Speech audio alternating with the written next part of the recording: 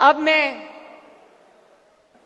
उनको दावत देना चाहूंगी जिन्होंने नवाज शरीफ साहब का बाजू बनकर, उनकी स्ट्रेंथ बनकर, जिस तरह मुश्किल हालात में नवाज शरीफ साहब का परचम बुलंद रखा और बतौर सदर भी, बतौर भाई भी, जिस तरह से वफा उन्होंने अपने कायद, अपने भाई के साथ निभाई।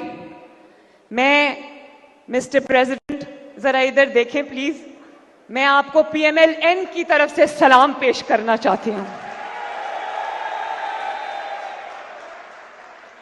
और अंकल, मुझे ये कहने में कोई आर नहीं है कि जो वफा आपने अपने भाई के साथ निभाई है, 21 अक्टूबर आपकी उन वफाओं की समर का दिन है। तो आपसे बेहतर आज इस हॉल में कोई मौजूद नहीं है जो इस तराने को लॉन्च करे। सर, आप प्लीज स्टेज पर आइए। बहुत बहुत शुक्रिया।